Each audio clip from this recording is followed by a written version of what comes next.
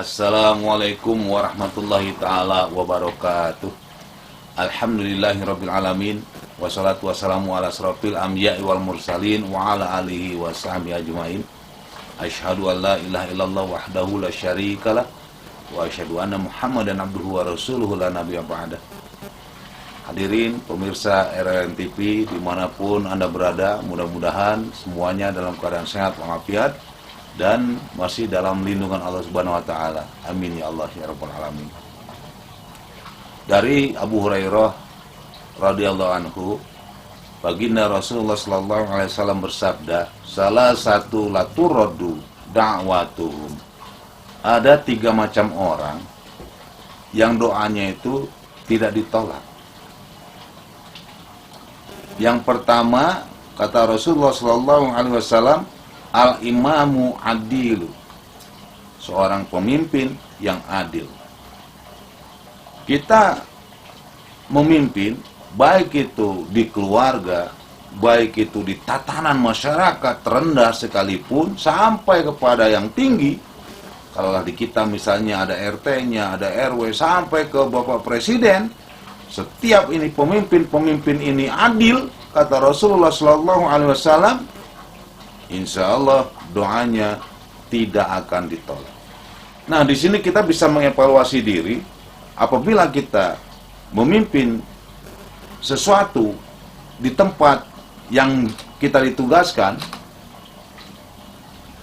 apabila kita tidak mampu berbuat adil, atau apabila kita berdoa tapi belum dikabulkan, ada kemungkinan kita adalah salah satu pemimpin yang tidak adil atau belum adil. Ini harus kita koreksi bersama.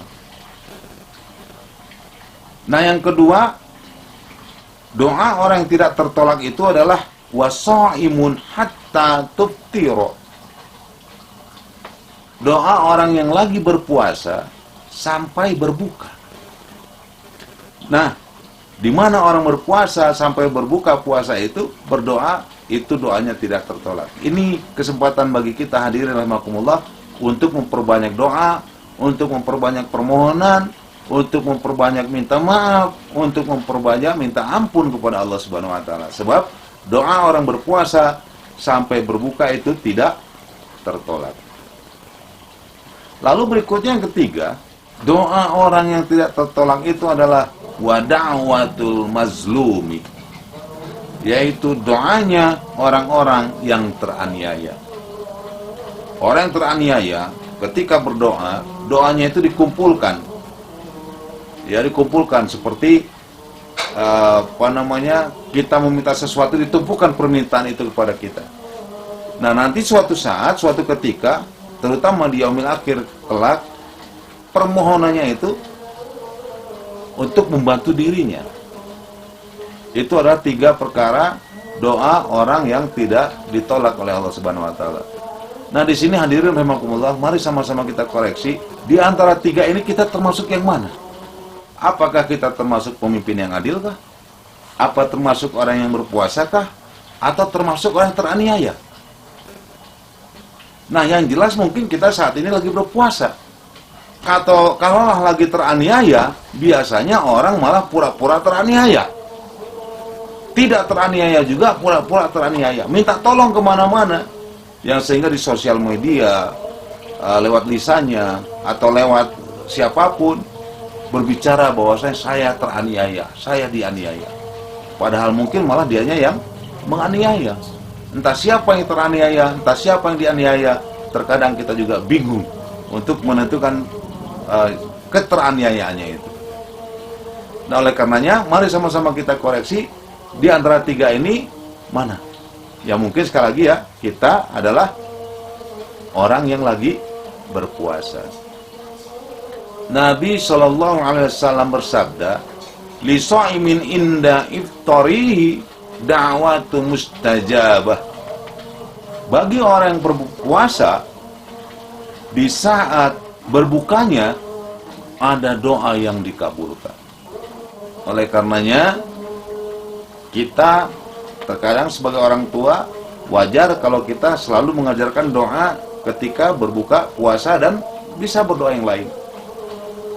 Salah seorang sahabat baginda Rasulullah SAW, Abdullah bin Ammar, beliau selalu berdoa ketika berbuka puasa itu untuk keselamatan dirinya, keselamatan keluarganya, keselamatan anak-anaknya. Lalu keluarganya dan anak-anaknya juga berdoa bersama-sama dengan beliau.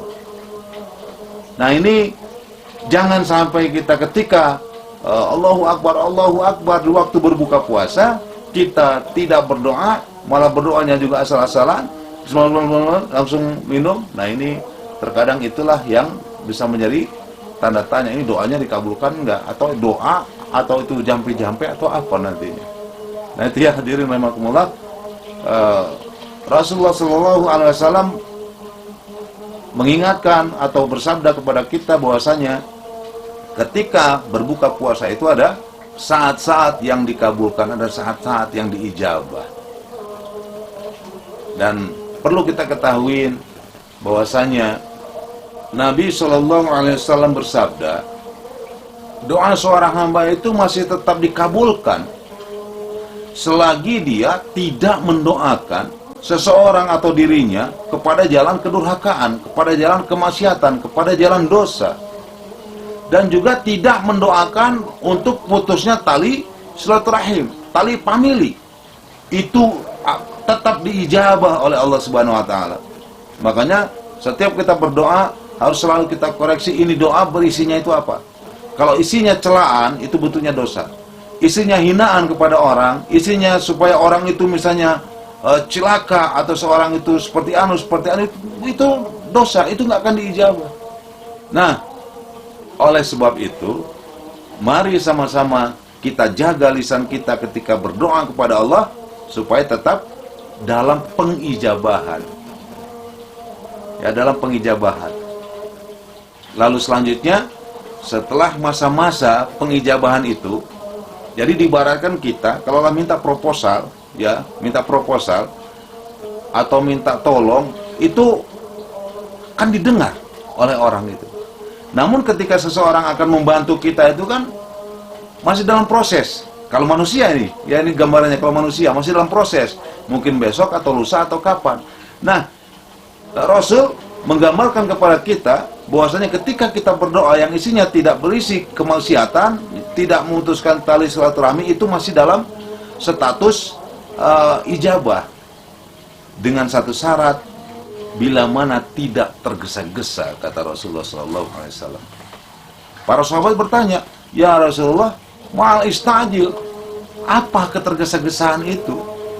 Rasulullah SAW menjawab, qad da'wata wa qad da'wata, saya telah berdoa, falam ara yastajibuli, namun kenapa nggak dikabulkan? Mengapa Allah tidak mengabulkan doa saya? Nah, terkadang kita seperti itu. Itulah yang disebut oleh Rasulullah SAW dengan tergesa-gesa. Jadi kalaulah dengan bahasa kita bisa kita manakan, ketergesa-gesaan itu, tergesa-gesa memponis bahwasanya kita tidak diijabah. Tergesa-gesa memponis Allah itu tidak memperhatikan kita. Padahal Allah selalu memperhatikan kita, selalu mendengar permintaan kita, selalu mengabulkan permohonan-permohonan kita. Ya, mudah-mudahan hal ini tidak menjadikan kejenuhan bagi kita untuk meminta kepada Allah Subhanahu wa taala. Terutama ketika di bulan Ramadan ini kita perbanyak permohonan ampun pada Allah Subhanahu wa taala, kita banyak berzikir karena harus yakin Allah mengijabah doa kita. Demikian, billahi taufiq wal hidayah. Assalamualaikum warahmatullahi taala wabarakatuh.